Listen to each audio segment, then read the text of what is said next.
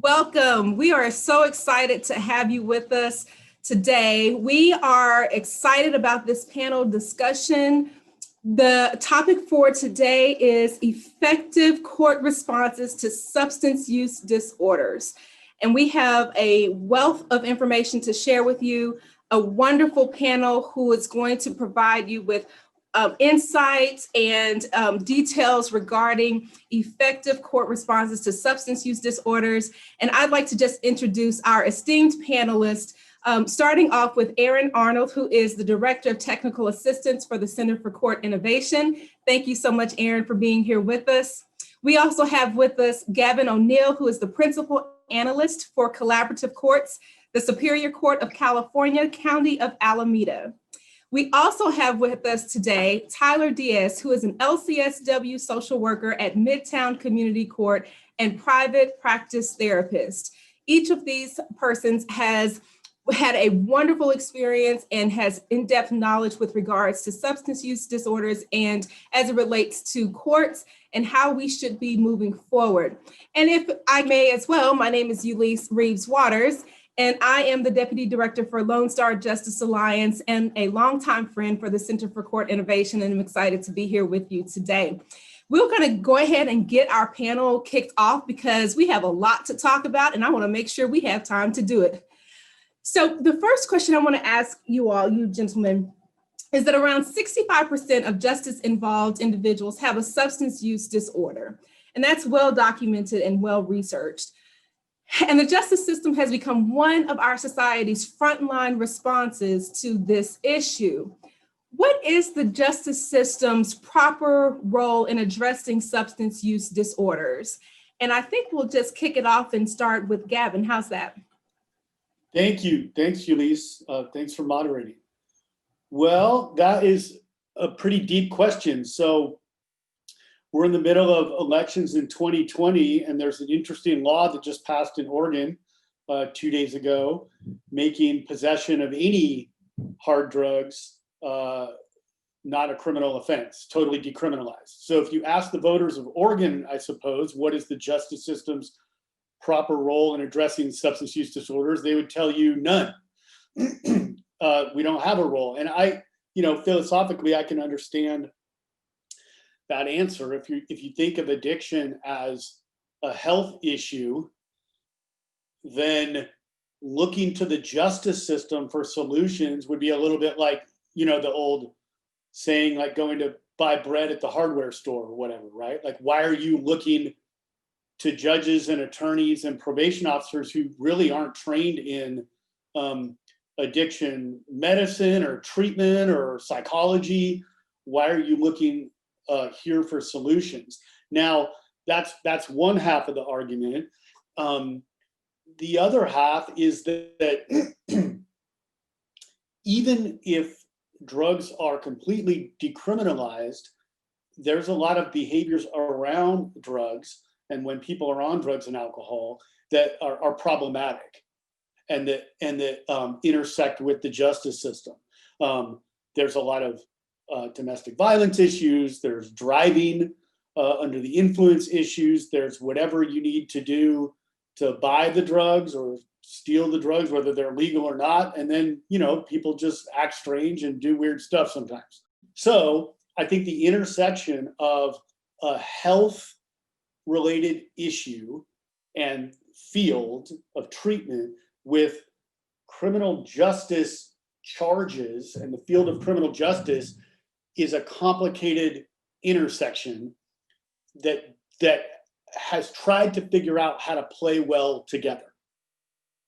And the most successful playground that we have figured out is collaborative courts, as they're called in California, but they're called problem-solving courts. They're called drug courts or mental health courts, as most drug courts are now mental health courts as well. And those have a long history since the late 80s. Most of the evidence has been created over the past few decades when there's been a lot of legal leverage to inspire someone to address their health issues. which they have probably not successfully addressed up until this point, right? So it's that old like carrot and the stick or whatever you want to call it. Typically somebody going into a drug court would have some prison or jail time over their head. And if they're not successful, that's going to be levied against them. And then they may also have a lot of incentives to participate. That's what happens if you don't make it. But if you do make it, all this other cool stuff is going to happen for you. And there's lots of different incentives, right? On the West Coast, there is a wave of justice reform and decriminalization happening. It's been happening for years now. And there was a lot of stuff that just passed just recently, which kind of removes the leverage part of the equation. And so you're left with people in the justice system who don't have a lot of legal incentive to participate in what has typically been lengthy programs with a lot of oversight, a lot of accountability, a lot of judicial contact, drug testing, a lot of requirements around abstinence, complete abstinence, twice weekly drug testing, just a lot of stuff where now kind of in California, Oregon, you may just be able to walk with no consequences. And you're kind of like, yeah, that doesn't look like a great choice for me to go to like this really heavy drug court. And so California is reeling with these questions, Yulise, that you just asked, and trying to figure out how to keep collaborative courts relevant, where they're helping a lot of people, protecting public safety. They're fiscally responsible, like saving taxpayers and counties a lot of money. And while sticking as close to possible to the research, because the research is so important, right? You don't want to just like wing it and hope that it works out. Especially since a lot of these programs are grant funded on the federal level under Health and Human Services or the Department of Justice. And they don't want you winging it either if they're writing you, $1 million checks to create these courts.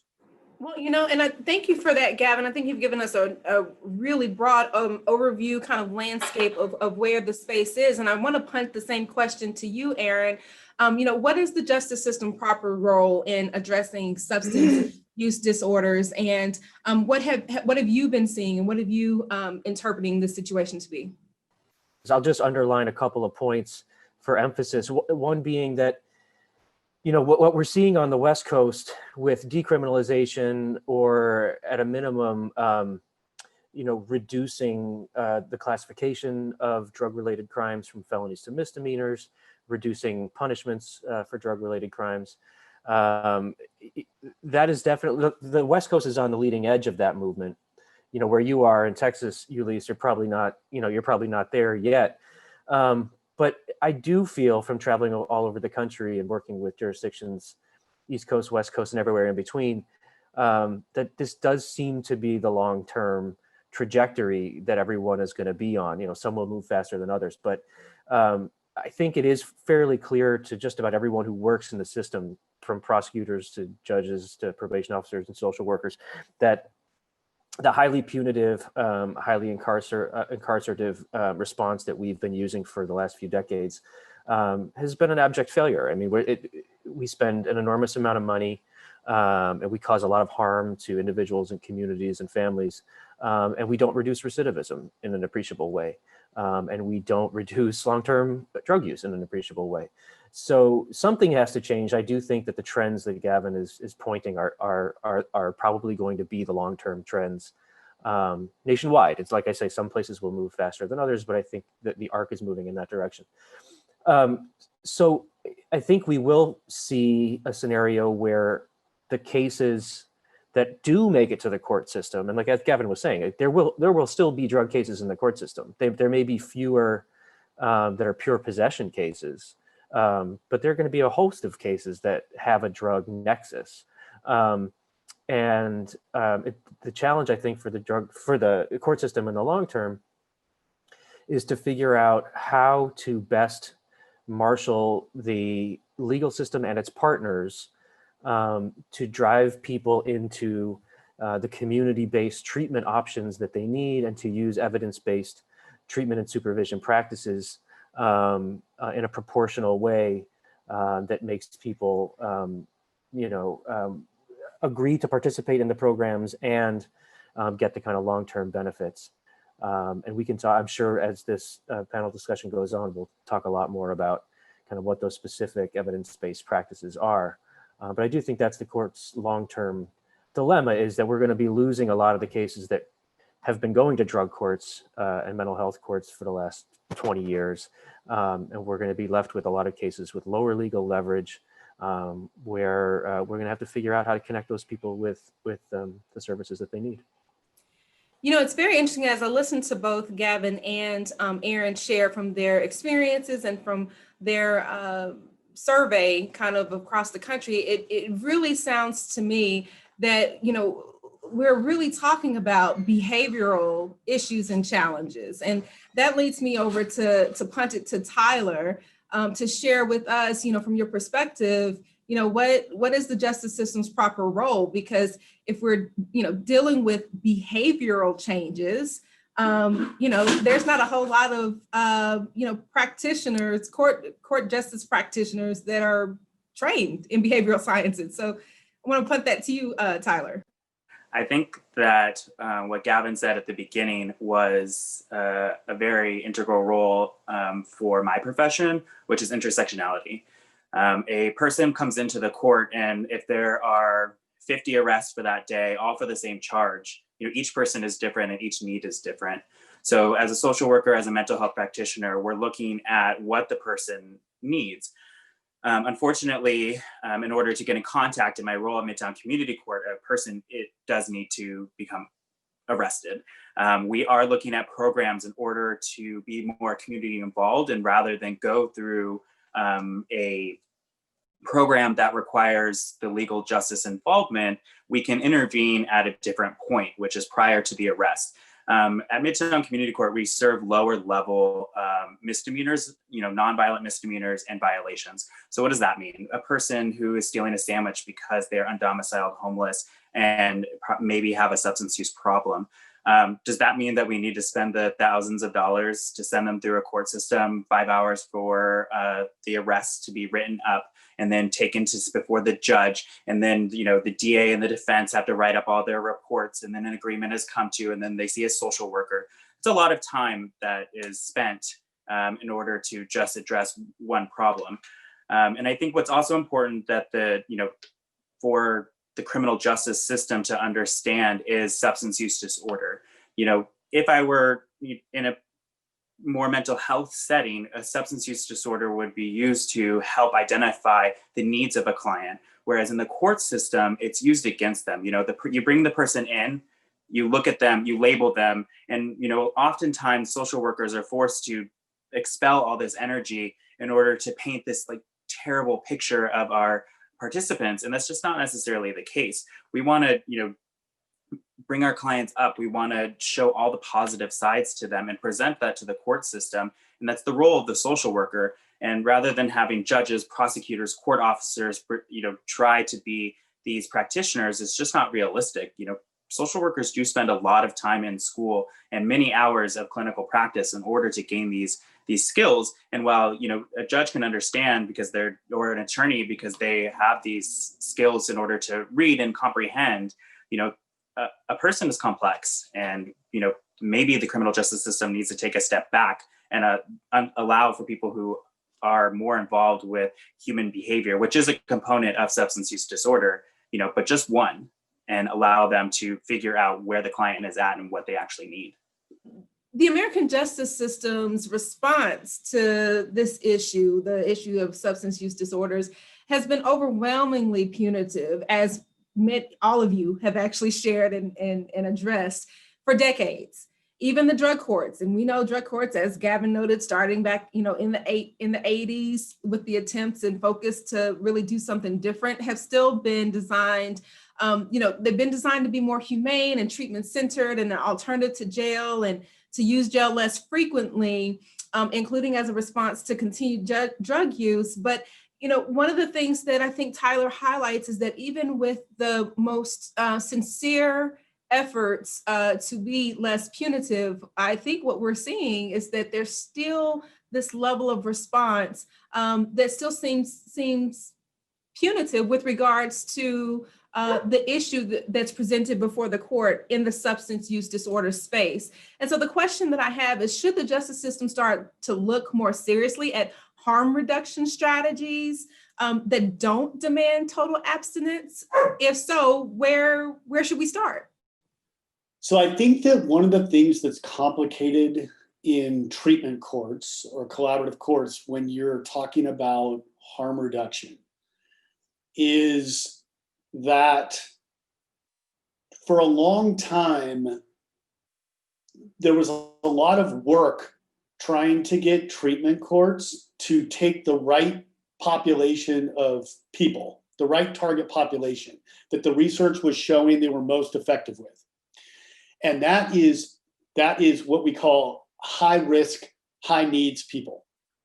And so what that means is that using evidence-based assessments, hopefully delivered by a clinician, right? Delivered by somebody like Tyler. You want to take people that are at a high risk to recidivate unless they get special help in a special court. If it's business as usual, if they're on probation, if they go up in front of a judge, if you lock them up for a week, that ain't gonna work. They're coming back because that did not cure their mental illness and their addiction issues, right?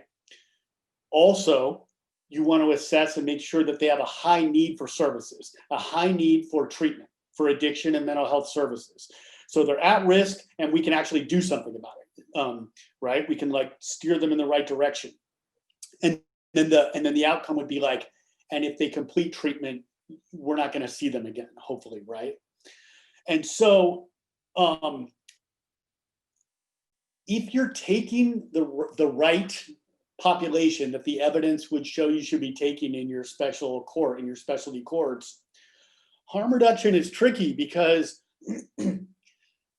the court is going to feel like you're allowing people to use already predicting that they are not going to be successful. By the time someone comes to my courts, any of my 8 courts, man, it is not their first time at the rodeo, right? Like their doctor has told them that they need to stop, their spouse has left them, they've lost their house, they've lost their job, if they ever had those things.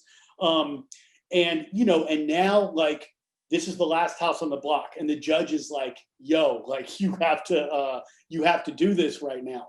And so we already have a pretty good idea that this person can't have some wine at Thanksgiving successfully, or eat some edibles, at the party, like successfully. That's gonna set off a health issue for them that where they have lost the power of choice and control. Those are the people that we're screening into my courts. The people that had a bad weekend, we don't let them into my courts. You have to be like a total disaster to get into my courts. And I'm speaking as a former total disaster. So then it's kind of like harm reduction, can feel a little disingenuous, like letting somebody with that level of addiction feel like it's okay to do this or that, right? But if you're looking at justice reform stuff, and the justice reform stuff that's happening in California is not just about decriminalizing drugs. So on January 1st, all misdemeanor probation in California goes to a year, and all felony probation goes to 2 years. So right away there, you're also talking about, you got some leverage that now it's not that attractive for someone to go into a drug court that's going to take a year and a half or 2 years to complete, right? Which are typical lengths of time across the country in drug courts.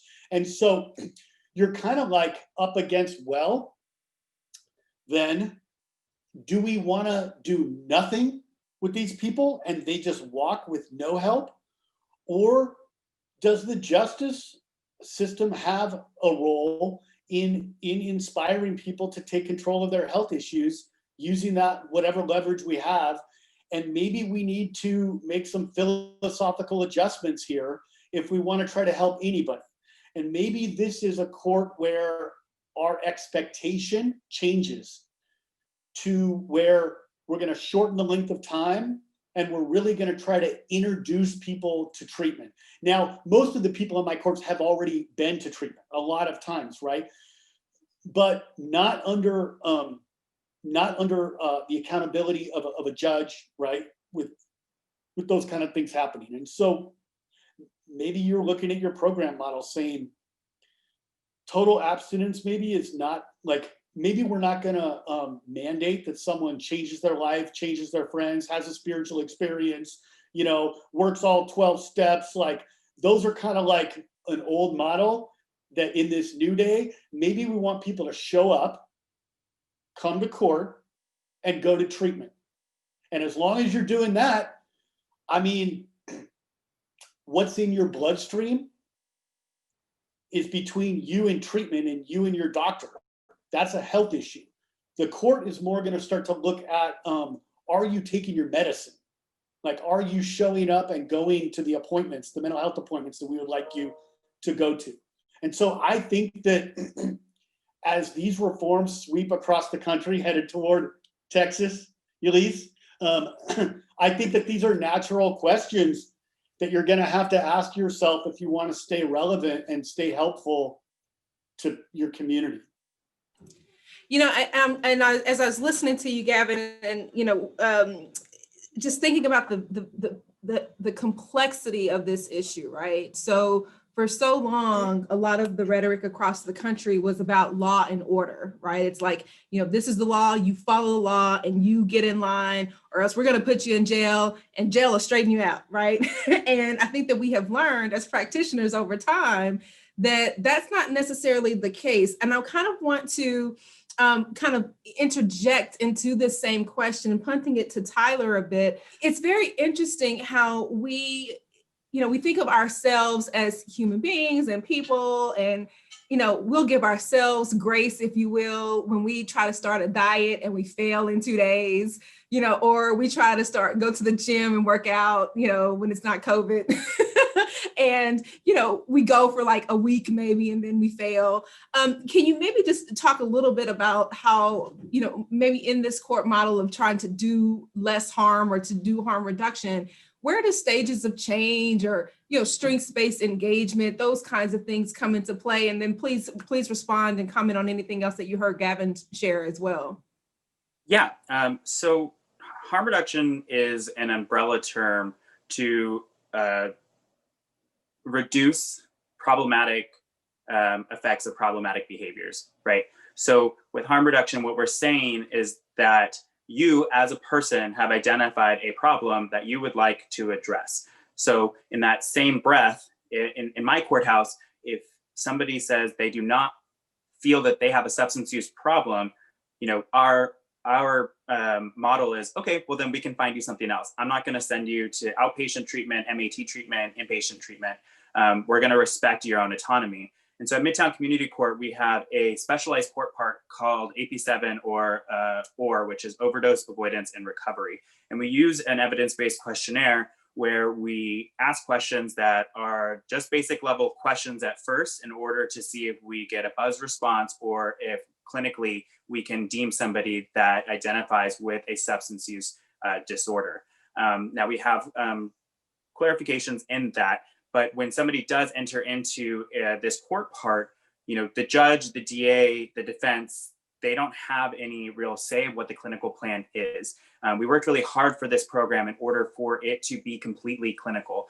Now, obviously, there is an incentive of a non-jail. We don't have jail after bail reform anymore for my level of crimes that are committed. But there is still, with OR, you can get the case dismissed and sealed, which means it's no longer on your record. So if you go in for a job interview, the case won't show if you do participate within OR.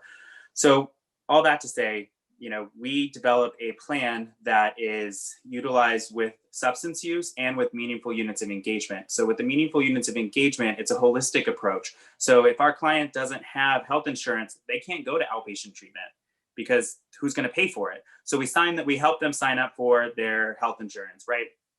And then we find out, oh, you haven't been to a doctor in 10 years. Do you feel that you need to see a doctor? Get them to go to the doctor. And we count the judge and the, speaking of strengths-based, the judge, the DA, the defense, they all love to hear that. They love to hear that the client is also focusing on other parts of their lives. We try not to focus on the substance use. Any report that I do give is going to be positive. So with harm reduction in my courthouse, we don't have a, oh, you relapsed, you're going to jail. We tell a client, as long as you show up for court, the judge even says this, as long as you show up for court, you're going to be fine. Because the only thing that I can do is warrant you for not being here because you have to show up for court. And so really that's the extent of the judicial system and involvement. Otherwise, myself and my participant, we have the autonomy to figure out what their need is and what level of care that they do need. In the judicial system, oftentimes we say the crime needs to fit the punishment. If you stole a coat from Bergdorf Goodman, and it was a $4,000 coat, but really it's worth $40, but you're being charged for that $4,000, right? And so the DA can say, well, we have to fit the crime, and the defense is just like, well, I just want my client out of jail, but nobody's really looking at what the client needs. We talk about recidivism. What's really going to prevent a client from reoffending? If a client is homeless and waking up on the A train, how do I expect them to get to their 10 a.m. Outpatient treatment facility? Or if it's MAT, in New York City, a lot of MAT programs start at 7 a.m. and end at 11 a.m. But if you don't know where you are, you're waking up, or you have no means to get on the subway, and then you get another ticket for jumping the subway line, there's just no help for that person. And it's just kind of this revolving door that isn't a participant's fault. It's the failure of the judicial system to actually put people on their feet and with the boots that they need to keep walking. See, Aaron, would you like to chime in on this topic? I just real quickly want to just praise both Tyler and Gavin for the work that they're doing, and then try to put a finer point on something that they're both talking about without necessarily using the word, and that is there's two actually. First is proportionality. So Tyler is dealing with a level of case, the very low level cases within the context of a legal system that has gone very far in the direction of reform.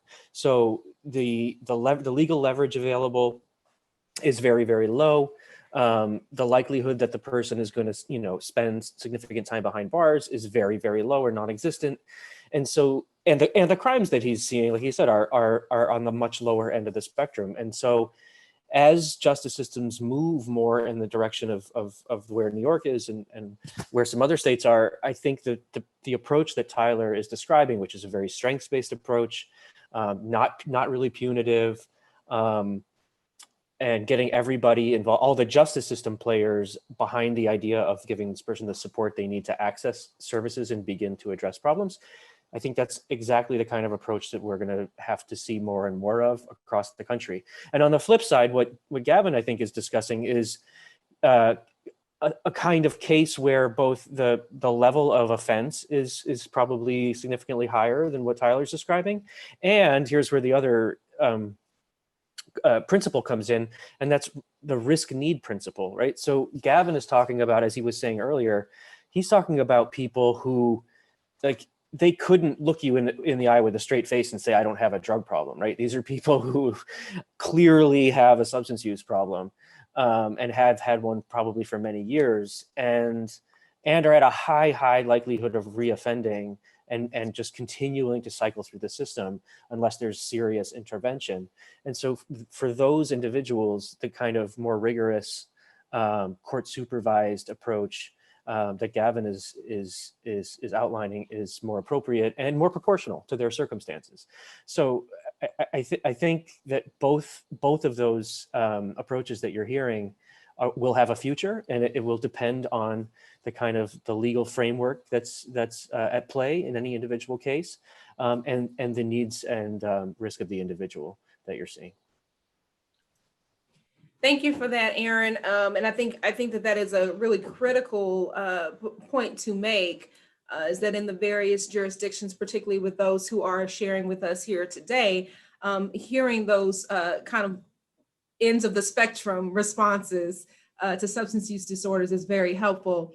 You know, one of the things that we'd like for our audience to gain too is just a kind of an understanding of what kinds of practices have been implemented. So I want to toss to you, to the panelists, you know, what practices have you seen or are being implemented in your spaces that are effective at meeting the standards for justice-involved individuals? And, you know, what about when there's like, and we talked about a little bit when there's a little leverage, as with the community courts, but one of the things that I'm interested in too is how as you are implementing these practices, what kinds of messaging are you sending to the community? Because again, the larger narrative has been, you know, let the punishment fit the crime. It has been law and order. And so, you know, if we've got someone who's here listening and paying attention is thinking, I want to take these ideas back to my community, you know, how do you begin that conversation, knowing the kind of narrative that you're kind of having to compete against? Those are really great questions. So I guess I'll give you like, okay, so the most concrete example I think we have, and as Aaron was saying, in the 8 courts that I coordinate, there's a wide range of people that we take with different legal circumstances. So I think we have courts that are in line with what Tyler was describing, and we have courts where we take lifers who are doing life, you know, and have gotten out under some, you know, special rule or something, who have killed people and killed people under the influence. And so the biggest shift that we made in my courts, I guess, was when a proposition passed in 2014 that made possession of all drugs misdemeanors. And in our county, the way that it worked out were it was misdemeanors where you really weren't even going to be, you weren't going to go to jail. You were going to probably be cited and released. And we had to figure out what we wanted to do with, at that point, we had a ton of of felony possession charges in the drug courts. That was like in our straight up generic drug courts, right? Like that was like the customer. You were busted with ecstasy on you or oxys or heroin or crack, and you're going to drug court and you've got some leverage because it's a felony. So now all of a sudden that's gone and the people really have no incentive to participate. You'll always have some people that are ready to participate regardless of the legal leverage. They're like, it's just time. You know what I'm saying? And like they see it's an opportunity and they're just going to sign up like, yeah, I'm ready. This sucks. And like, help me. And so we have a number of those people. But so what we did was, I mean, we met with all the stakeholders. We met with the district attorney, the public defender, the chief probation officer, the presiding judge, the director of the behavioral health department. And we were like, what do we want to do with these hundreds of people that now basically don't need to come to drug court? And we're not getting any referrals from the public defender's office either, because they're kind of like, yeah, now, you know, you're the last house on the block. Like we'll refer the person who's just getting on the bus to state prison to drug court, but like, you know, not anybody that we have a shot at just like letting walk with no consequences. And so we knocked our drug court in agreement with all those partners. We knocked our drug court down to 6 months. So we shortened the length. And I think most impressive or radically, I wasn't sure the right word to use for this. I guess the most provocative way to say it is we didn't require abstinence to complete the program. And that was a major shift for us, Tyler, you know? So we kept the expectation of abstinence in the court, and that was the messaging from the judge and everything, right? And we had a phase system where to move up the phases, there were sobriety requirements that were embedded in those phases. So you had to achieve 30 days of sobriety to move to phase 2 or, you know, whatever, right? So it was still an expectation, but you timed out at 6 months.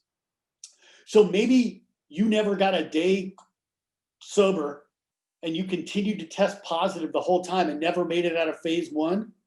If you manage to make it to 6 months without being discharged, so without meeting discharge criteria, which was not around abstinence, which was around treatment participation and court and coming to court.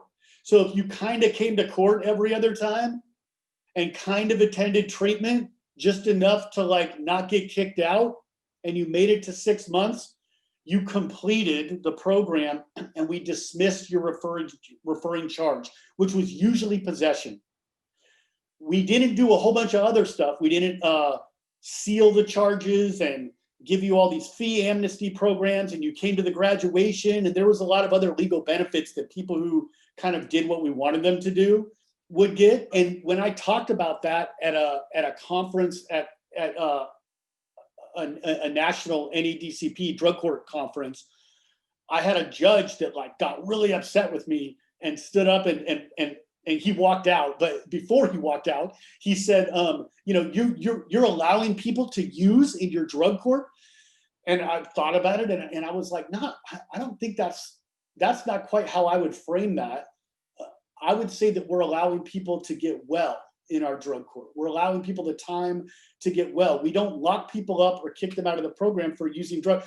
So I equated it in that I said, you know, we don't kick people out of the cancer ward for having cancer. That doesn't make any sense. Like, you come into this court because you can't stop using. And then we say, wait a minute, you can't stop using. Why are you here? There's something wrong with you. That just doesn't make any sense. You have to assume that the people you're bringing in are not going to stop using. They're going to test positive. And then anything else you can pull off with them is kind of a miracle. And so, yeah, I think that was like, I think that's the biggest like example that I have. Thank you for that, Gavin. Anyone else want to chime in on that? One of the most promising practices that I've seen in recent years comes out of Buffalo, New York, in the form of their opioid intervention court. Now, the reason the opioid intervention court is so groundbreaking is that, and people often confuse it with a drug court. They assume it's just a kind of a drug court that focuses on opioids, and that couldn't be further from the truth. So in some ways, the name is a bit unfortunate. What the opioid court does is totally different. It's considered an emergency triage program. So if someone comes to the court system and they screen every single person in the city of Buffalo who gets arrested. So every single person who gets arrested gets a screening prior to arraignment. And the screening is only 4 or 5 questions long. And it's essentially trying to get to answer one question. And that is, are you at risk of overdosing from opioids? And if you have an indicator that you are at risk of overdosing for opioids, you're immediately moved over into the opioid intervention court. It's a pre-trial court, and it's totally voluntary. But if you agree to participate in the court, they connect you with same-day referral to medication-assisted treatment if you want it. It's, again, voluntary. So if you want medication-assisted treatment, they'll get it for you on the same day. And if you want other non-medication-based treatments, they connect you with that on the same day. And they give you a wealth of wraparound services, including physical health and other kinds of mental health counseling and whatever else you may need. And you come to court every single day for 90 days. And the purpose here, I want to make sure this is very clear, the purpose here of making someone come to court so frequently is not to catch them in misbehavior and punish them. There's essentially no sanctioning in this program for continued use. The idea of having someone come every day is so that the judge and the clinical team that surrounds the judge can have daily contact with this person to detect if there might be something happening that would, again, push them into a risk of relapse so that they can have a therapeutic response. And like I said, it's important to point out, if the person continues to use, if they test positive, there's no jail sanction for that or anything. The response is a therapeutic response to try to keep the person alive and keep the person from overdosing. That model has been replicated in a few other jurisdictions around the country and continues to spread. And so I encourage community court practitioners in particular to familiarize themselves with this model and consider adding an opioid intervention docket to their programs if opioids are a problem for your population. Courts depend on community-based treatment providers, right? I think that it's very clear for a lot of practitioners that just innately the criminal justice system has not been equipped to provide the services needed to provide sufficient treatment. So one of the questions that I have for you guys is how can the justice system stakeholders work with treatment providers to ensure that our clients are getting good services? And how would you define good services? I'm going to throw that on the tail end too. How would you define good services? Treatment programs usually, as far as I don't know that it's wildly different in my county, but they fall into a couple different categories. They're either operating under a contract with your county, with the Department of Public Health, right? Behavioral health or whatever, which usually means they're taking federal Medi-Cal, they're billing Medi-Cal for that's California, they're billing Medicaid or Medicare for their services, because it's indigent people usually that are accessing the services who don't have private insurance. Or they're a mom and pop shop that's operating out of that system of care. Maybe they're a faith-based like church group that has a few rooms or something, or they're an agency that doesn't want to be told what to do, and they have fundraisers and they car washes and they're doing it their own way or whatever, right? Either way, I mean, it's a lot easier under the county blanket to make sure, because there's some oversight and some auditing and some accountability, to make sure that people are using evidence-based practices in their treatment programs. They're using manualized curriculum. There's client satisfaction surveys that are being done. There's racial disparity things that are being looked at. Is one kind of person graduating and another kind of person not graduating? There's a lot more accountability. Treatment programs should have a clinical schedule. You should be able to ask them, let me see your clinical schedule. And it's showing you, here's all of the groups that happened today and this week. And so I believe that it's your court's responsibility to know your treatment programs, know the quality of services, what kinds of services are offered at each. We have treatment programs that are really great for dual diagnosed clients. We have treatment programs. I'm lucky, I have a county that has a lot of treatment programs, and I understand that there are rural counties that don't have any, where the drug court staff are doing treatment after court or whatever, right? That definitely exists. But we have treatment programs for Spanish speaking men only, and we have all kinds of options.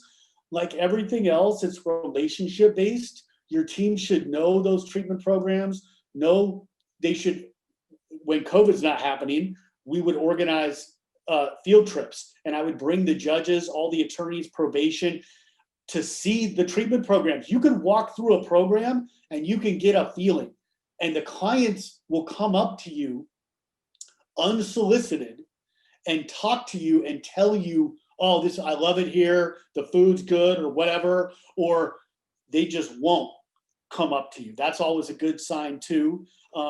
You look at what's posted up on the walls, and you just kind of need to know the lay of the land. Also, it's about having a really good feedback loop between the court and the treatment program. So we have progress reports that we got standardized across the county. So all the treatment programs are using the same progress reports and have the same delivery method and due dates to get them to our courts. And those progress reports have really gotten away from just measuring accountability. Tell me what groups the person attended, and did they come on this day, and did they drug test? And it's really more looking at participation and clinical progress. So you want the treatment program to be telling the judge, hey, this person is really dealing with some big issues in group. They're really making some gains. They're addressing honesty. But they're also kind of refusing to go to this mental health appointment that we've set up for them. And then when they're in court and the judge is mirroring those comments back to them, saying, hey, man, I'm looking at an amazing treatment report right here. They're saying you're being honest, you're working on your issues. I love hearing that. And when I see you next week, I want you to have made that mental health appointment. You know what I mean? Is there a reason you're not making that mental health? Are you worried about something? Can we help you? Like, get there. You know, we've got transportation. We'll send a driver to take you there or whatever. That's super powerful, that loop. And then, you know, then when the client does make that mental health appointment, the treatment program is loving the judge, right? And they want to take your clients over just the clients that don't have a judge attached to them, who's making sure that the person is reinforcing, you know, their behavior and their engagement in treatment. So it's a really great marriage, but it all depends on that communication feedback loop between the court and treatment. So I'm in some ways, not in some ways, in every way, the least qualified person on this panel to answer this question, which won't stop me from talking, but I'm going to be very, very brief to leave room for Tyler. I'm only going to take it from the perspective of like the judge and the attorneys, okay? When a judge and an attorney are in a court setting and they're trying to, whether it's a drug court or a community court or a diversion program, and they're trying to work with a person who has a substance use disorder, there's a couple of rules of thumb that I just want to make sure that those in the audience who fall into that judge or attorney category remember to follow. Number one is that if you're going to be hearing these kinds of cases, particularly in a specialized court setting, it's really incumbent upon you to get all of the education you possibly can to understand the psychopharmacology of addiction, the kind of relapse and recovery process, different modalities of treatment and which ones are considered evidence-based, the role of trauma, you know, in treatment, the need to tailor treatment to specific populations. You know, oftentimes women have special needs that treatment programs can address. People of color, LGBTQ people, like there are all kinds of factors that we as non-clinicians need to at least be conversant in so that we can be active, educated partners in this partnership. But the flip side of that, and this has been a risk in this, like Gavin was saying, this is a great marriage of like the justice system and the clinical partners, and it can be highly, highly effective, particularly for high risk, high need people. But there is a risk that needs to be said, which is that as judges and attorneys become more and more educated on these issues, they sometimes give into the temptation to slip into making decisions that they should not be making. So there's a balance here. On the one hand, I'm encouraging judges and attorneys to become as educated as you possibly can so that you can be a good partner and support your clients, your participants, but never, ever, ever cross that line and make the mistake of making clinical decisions for people. That's why you have Tyler. That's why you have your case managers. That's why you have your community-based treatment partners to make those decisions. So both be incredibly educated, be an active partner, but know your role and stay in your lane. You know, I will tell you, I kind of hate the fact that the audience can't see the screens with the emojis that are happening behind the scenes, where our practitioners are highly supporting your comments, Aaron. But I think that it really is a key point that we have to acknowledge is the shift. Because many times our criminal justice practitioners are very confident. I mean, you got to be confident to go into a courtroom on a regular basis, right? But getting to the point of recognizing that even with the increased education and knowledge, we've not been trained clinically to make those calls and those decisions. Tyler, would you like to jump in on this conversation about community-based treatment providers and court roles? Yes. You know, it's funny, when I got the invite for this panel, I emailed Aaron and I was like, how do I fit into this? Because we have attorneys who formed courthouses and formed programs that are, you know, and I'm like, I'm just a little social worker. And that's often how I feel, you know, walking into a courtroom, because I don't understand the law. At working in a courtroom, I catch on, you know, I can recite some penal codes and things like that. But, you know, to me, the law is up for interpretation. And so when walking into a courtroom and working with every single stakeholder, the defense attorney, the district attorney's office, the judge, these are all different personalities who also all want to be in control, right? The judge really wants to understand how they're going to rule in this case and make sure that they understand for the client. I think that Aaron and Gavin both have a wonderful understanding of the work that I do, and I do agree with them about staying in the lane. I don't go on record and try to interpret the law and try to tell the judge, well, this is should be the outcome because of XYZ. I just relay the facts of the individual. And one thing that I think is hard for our stakeholders to understand because they are legal-minded is, Gavin brought up evidence-based. Just because something is evidence-based does not mean that it is good.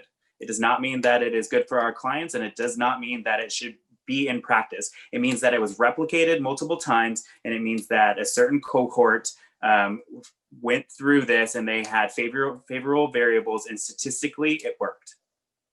What it doesn't take into account is individuality.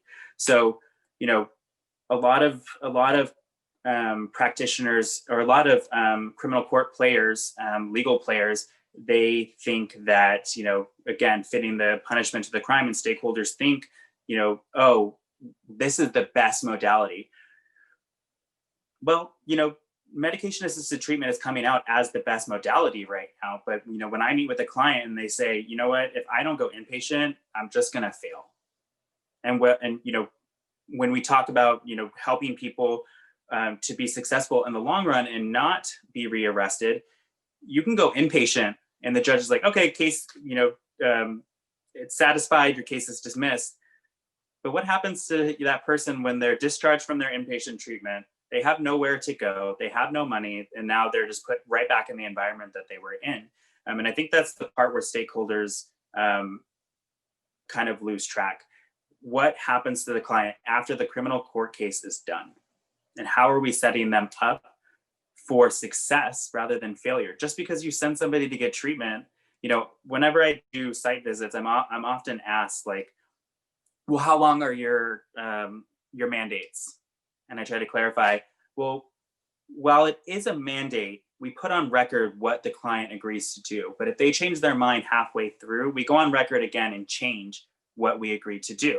So if I say Tyler is going to go inpatient for 28 days plus 7 days of detox because of the substance that he is using, that's what he's going to do. And plus he's going to turn on his insurance.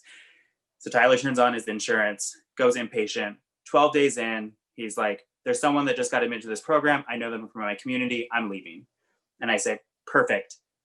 Come back to the courthouse and we'll figure it out. They come back to the courthouse. Maybe they just want a different location. Maybe they realize they don't need inpatient. So my role as a practitioner is understanding that individual and not throwing them into a lump of, well, this evidence-based practice helped 100 of people. Why doesn't it work for them?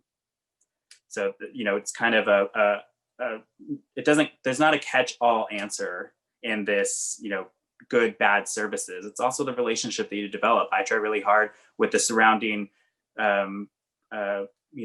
substance use providers around me so that I can just walk my client to their intake.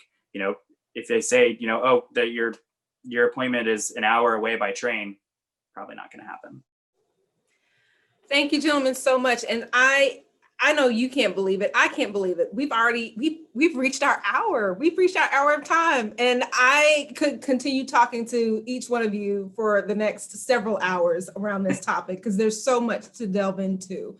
But what I want to ask you to do before we get ready to sign off from our audience today is, as we wrap up, if you will just give us some final thoughts of what you would like to share with the audience in terms of effective court responses to substance use disorders, and any resources that you would like to share with our audience as we get ready to conclude our time today. And I guess we'll start with Aaron. Well, I want to thank you, Yulise. We've been really lucky to have you as a moderator, and to Tyler and Gavin. This has been a lot of fun. There's so much to talk about here, and in some ways we're only scratching the surface and we're bouncing around a little bit from topic to topic. I guess the thing that I would want to leave people with is two things. One, if you're working in a court system with individuals with substance use disorders. Number one, learn kind of the basic core science behind what we know works in a court setting with that population. And by that, I mean, go to the standards, go to the National Drug Court, the National Best Practice Standards for drug courts, learn them front to back. I mean, don't reinvent the wheel, learn from 30 years of research about what we know works. And then once you have that foundation in the basic science, ask questions, join the Court Builders listserv, join the Rural Drug Courts listserv through it used to be American University, but if you can't find it, get in touch with us. We'll get you connected with resources and people who can answer your questions about different clinical modalities and different nuances in how to deal with court-involved populations who have substance use disorders. Thank you, Aaron and Gavin. Thanks a lot for moderating. You were great, Yulise, and Aaron for inviting me. Tyler, you're a great co-panelist. I guess I would say in closing that I do believe that the justice system has an important role in addressing substance use disorders. I think that if you have a compassionate, well-trained, trauma-informed court, I mean, you can help so many people. Most of the people in my courts, it is not their first time at the rodeo. They have been sent to court by, their spouse, their doctor, their job, and this is maybe the thing that works. The court has its own little tricks it can do that looks different from all of the other avenues of the way that you would get into treatment, right? And if that's the thing at the right time that's going to work, then I would love to see that avenue stay open. One resource that maybe wasn't mentioned is Aaron's mentioned the standards. The document that set up those standards is called something like the 10 key components of drug courts. And that kind of breaks it down really quickly, just kind of the 10 defining ingredients of what makes a collaborative court. And that's a really easy, quick little read. Thanks. Thank you, Gavin and Tyler. Yes, thank you for moderating, Yulise, and thank you, Aaron, for inviting me, and Gavin, you guys have been great. I think that what I want to say is that, social workers have a code of ethics, and in those code of ethics is we are trying to work ourselves out of a job. So if we want, to help people, that means we want to help people to the point where we're no longer needed. And I think while right now in 2020, the courts have a role in substance use disorder responses, I hope that they also will have a goal of no longer being needed. So that way we can, as a community, help each other. And so I don't have any specific resources, but as a social worker, if I don't know the answer, I always reach out. And I love learning, and having people just ask is a great thing. And that for judges and district attorneys and defense attorneys, relying on the practitioners or the, providers that are helping your client, they're going to be the knowledgeable people in order to best help your client, and then ultimately for the community. So that's what I want to leave everybody with. Well, thank you so much, gentlemen, for being a part of this panel discussion. And I am so grateful to the Center for Court Innovation for the invitation to come and to moderate. And I will tell you, I have two new friends and one friend that we're getting even deeper to know each other. And if we listen, just thinking about the arc of this discussion, I think some of the key themes are when we know better, we do better. And I think that that's one of the things that we want to share and hope that everyone leaves with. And the other aspect is that as much as we have historically known crime and punishment to be the way of the land and law and order to be the way of the land, what we have also learned in terms of achieving or attempting to do better is that really public safety is really a matter of public health. And the more we focus on the health of our community, the more safe we will all be. Thank you so much for each of you in our audience who has joined us today. We look forward to hearing from you, hopefully, if you have additional questions and reaching out to the Center for Court Innovation. Have a good one.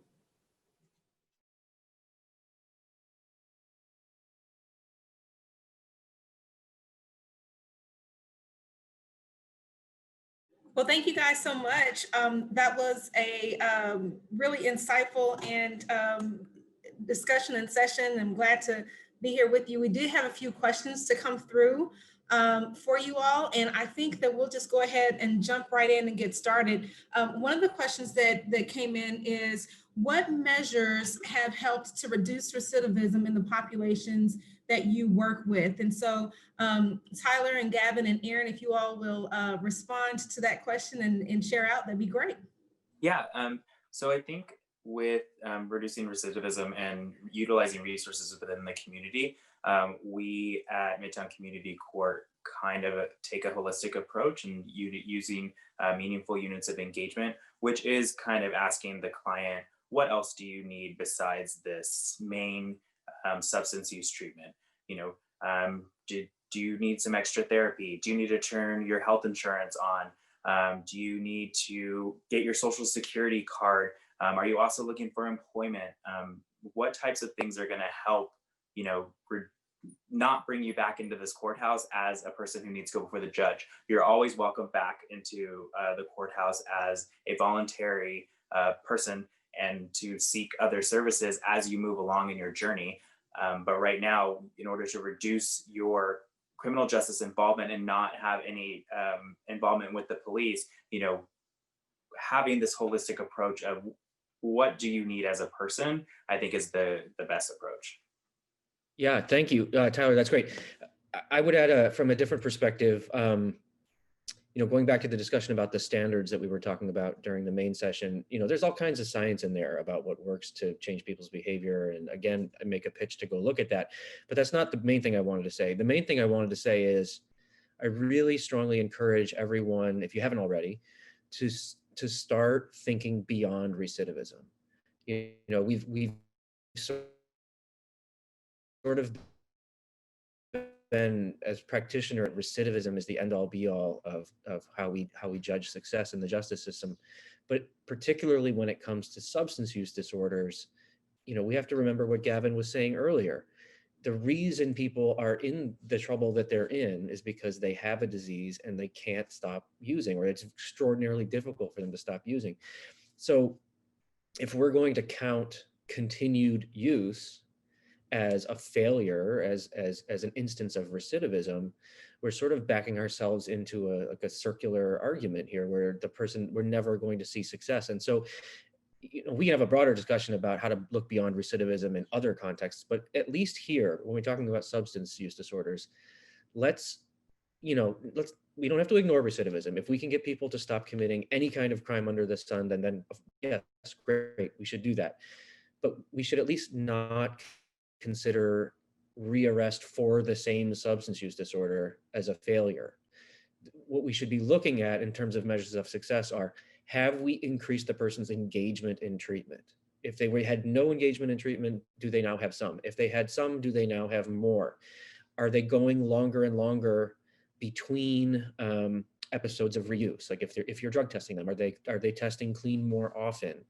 Are they doing the things that Tyler is talking about? Have they reduced the amount of harm that the substance use is doing to them, such that they can go back to the workforce, such that they can be more involved parents? Like all of these things, I think, are much more meaningful measures about whether we are helping to make the person better, to make the community safer, and all that. So think beyond recidivism would be my main message here. Great, thank you for those responses. Gavin, did you want to chime in on that, or do you have anything to add to that? Or I could tailgate briefly on that. That I do think that, you know, that people get in trouble when their quality of life is less than desirable, and measuring recidivism as sort of a be all end all, like failure or success of your program, is really a losing game. You know, even if you're going to play that game, there's lots of gradations of recidivism. Like, what did people recidivate for?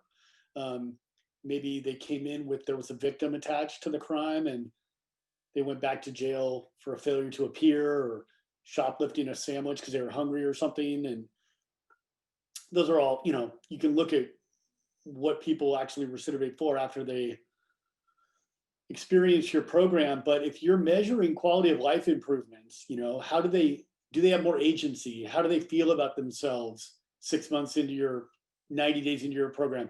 Have they reconnected with their family? Maybe they found a medication that works for the first time or something like that. Those are all things that are going to, addiction, you're playing a long game. Like, we all want immediate results and like a strike of lightning that just changes somebody. But we're talking about like a condition that follows someone for the rest of their lives. And there's plenty of time to create mayhem or to not. And when you improve people's quality of lives, they are way less apt to get in trouble. Thank you guys so much. I wanted to try to get as many questions as we can. I know we just have a few minutes remaining for our portion. One of the questions that came through says, as we are moving away from using legal leverage to engage people in treatment, how important would you all, the panelists, say procedural justice practices will play going forward in engaging people caught in the justice system to try engaging them in treatment? So what role do you all believe procedural justice plays in this sort of new movement away from legal leverage? We have we put out a whole paper last year called Drug Courts in the Age of Sentencing Reform. And I know the title says drug courts and these are community court practitioners, but the principles carry over perfectly. And it's about how our courts, including our community courts, can adjust to this world of lower legal leverage. So I think it's in the conference materials that we provided. And if it's not, you can just Google Drug Courts in the Age of Sentencing Reform and it'll come right up on our website. So that document outlines a number of concrete strategies that courts can take to try to make a difference in cases involving drugs, even when there's low legal leverage. But on the point of procedural justice specifically, I think it's tremendously important. We know even from the old drug court research that connection between the judge and the client, the connection between the treatment and the client, those personal connections, a lot of times, and treating someone with dignity and respect, making sure that they understand what the expectations are, building on their strengths. All of those things are at the end of the day, forget the legal system and the trappings of the process. That at the end of the day, those are some of the key things that promote recovery. So if we're stripping away a lot of the legal leverage, I think we have to triple down on the interpersonal human pieces that procedural justice really talks about. Tyler, it looked like you wanted to chime in on that as well. Did you want to jump in? Yeah, I think Aaron took a lot of what I was going to say, which is great. Sorry, a lot of us are thinking the same thing.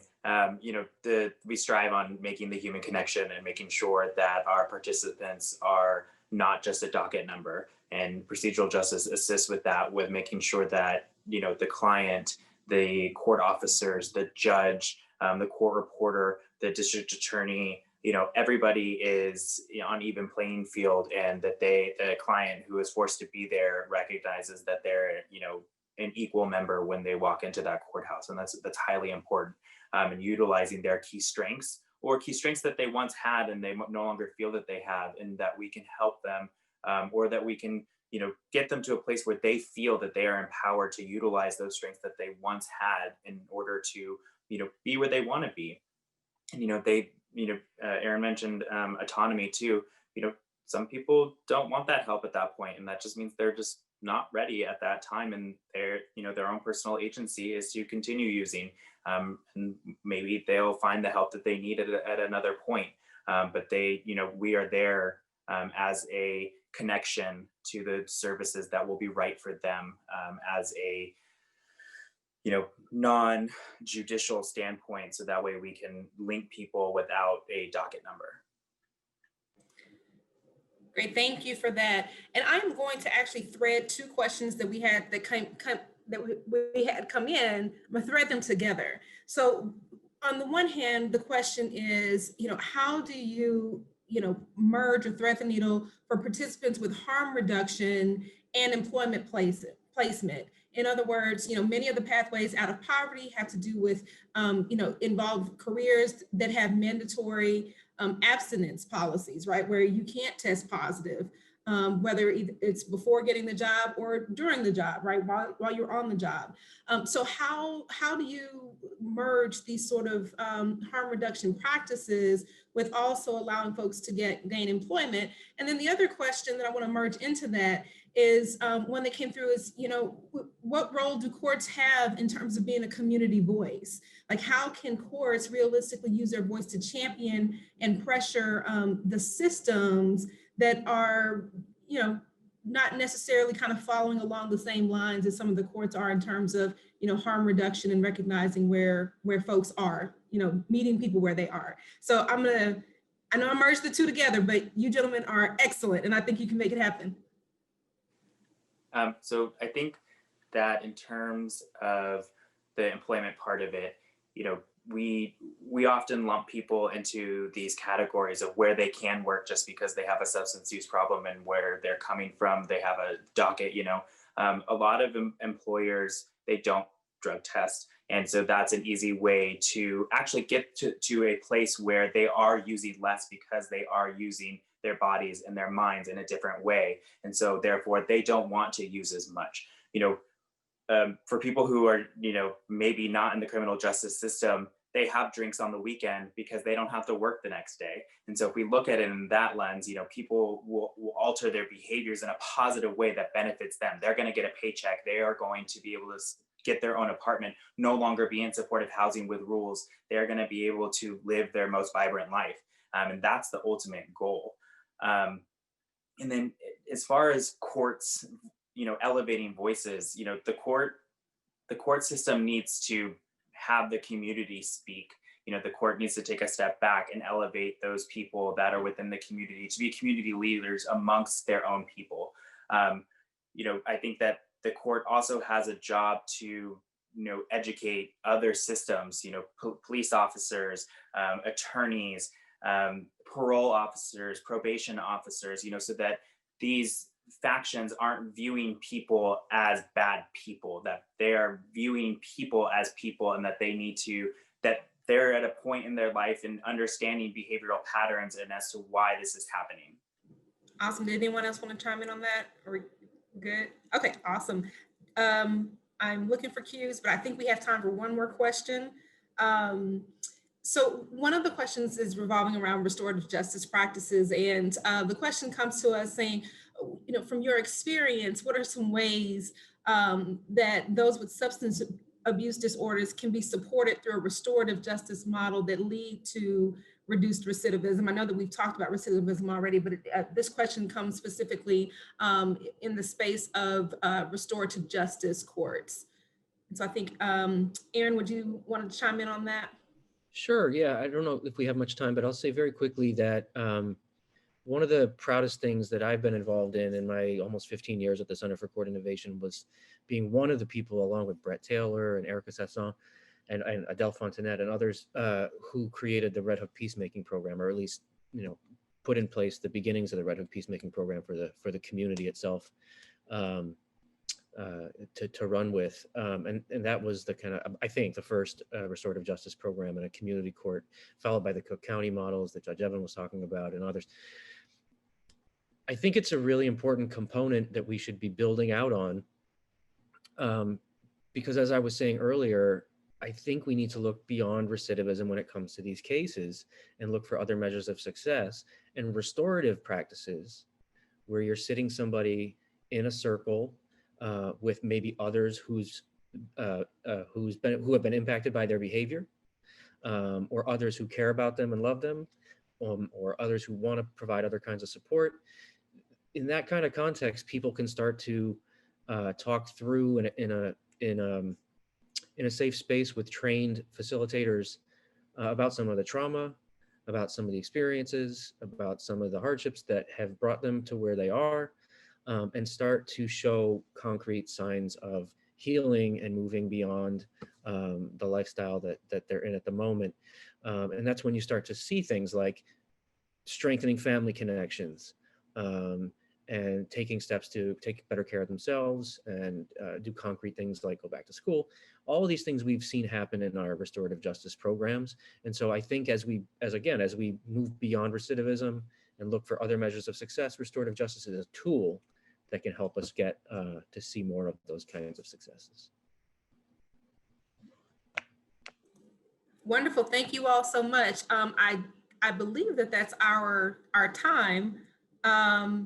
I just like again to thank our panelists for being present and sharing their insight and wealth of knowledge. Again, if you have additional questions, please feel free to chat them to us, and also reach out to the Center for Court Innovation.